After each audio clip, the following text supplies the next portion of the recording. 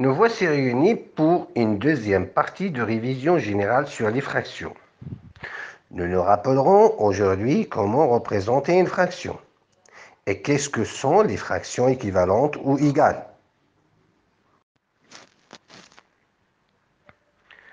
Prenons un exemple. Pour colorier les 3/5 d'une figure, nous allons la partager en parties égales.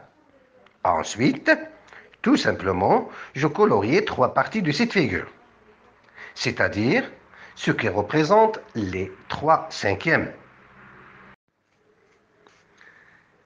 Par exemple, colorions en rouge les 3/5 de ce rectangle bleu. Première étape, je divise le rectangle en 5 parties égales. Deuxième et dernière étape, j'en colorie 3 en rouge. Voyons maintenant une autre représentation. Nous allons représenter les 6/5 du segment AB par le segment AC. Tout d'abord, je vais partager mon segment AB en 5 parties égales. Or, il m'en faut 6. Donc, je suis obligé d'en rajouter une. Je vais donc prolonger d'une partie le segment AB. Donc, on peut formuler cette représentation en disant que le segment AC égale à 6/5 du segment AB. Poursuivons cette révision générale avec les fractions équivalentes ou égales. Sois bien attentif à l'exemple qui va suivre et à tous les enchaînements. Voici une tablette de chocolat de 7 morceaux sur 3. Ahmed, le gourmand, en prend une barre. Elle se dit, je vais manger un 7e de la tablette. Sans attendre, elle croque un carreau, puis le 2e et enfin le 3e. En peu de temps, Ahmed vient de manger 3/21 de la tablette. Il se dit alors qu'un 7e égale à 3/21. Et Ahmed observe que la fraction à un 7e est égale à la fraction 3/21. On se rend compte, nous aussi, que la portion à un 7e et 3/21 sont les mêmes. Alors, comment pourrions nous passer de la première à la deuxième fraction? Observons le rapport qu'il y a entre les deux numérateurs, 1 et 3, et les deux dénominateurs, 7 et 21. Quand vous êtes trop fort, vous avez tout de suite remarqué que pour passer de la première fraction à un 7e à la deuxième fraction 3/21, on a multiplié le numérateur et le dénominateur par le même nombre, 3. Donc, 1 fois 3 égale à 3, et 7 fois 3 égale à 21. Et pour passer de la deuxième fraction 3/21 à la fraction 1/7, on a divisé le numérateur et le dénominateur par 3. Donc, 3 divisé par 3 égale à 1, et 21 divisé par 3 égale à 7.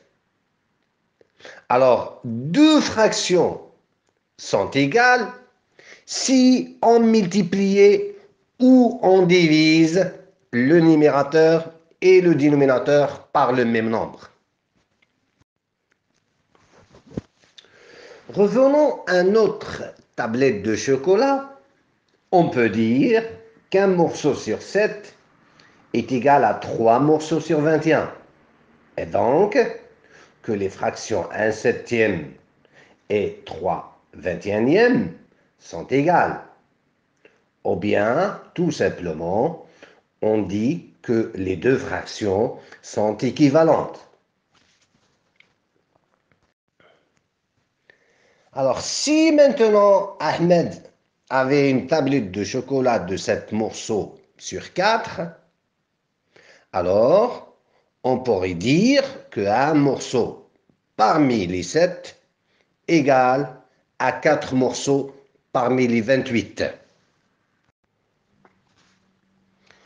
Ou encore, si Ahmed avait cette fois-ci une tablette de chocolat de 7 morceaux sur 5, alors on pourrait dire qu'un morceau sur les 7 est égal à 5 morceaux sur les 35.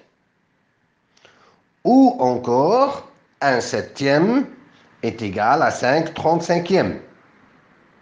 Finalement, on constate que les 4 fractions, un septième, 5 trente-cinquièmes, 4 vingt-huitièmes et 3 vingt-et-unièmes sont égales. Ou bien, elles sont des fractions équivalentes.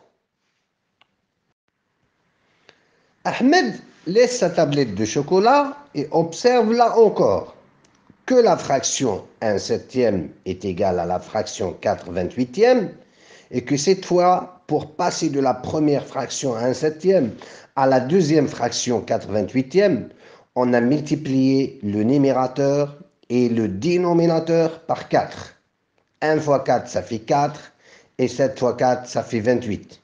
Et pour passer de la deuxième fraction 4 vingt-huitièmes à la fraction 1 septième, on a divisé le numérateur et le dénominateur par 4. Donc 4 divisé par 4, ça fait 1. Et 24 divisé par 3, ça fait 7.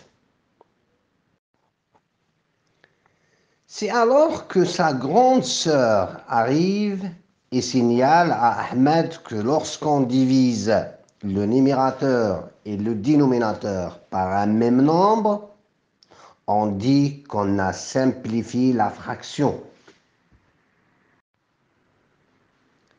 J'espère que vous vous êtes bien remis tout cela en mémoire. Et je vous dis à très bientôt pour une troisième partie.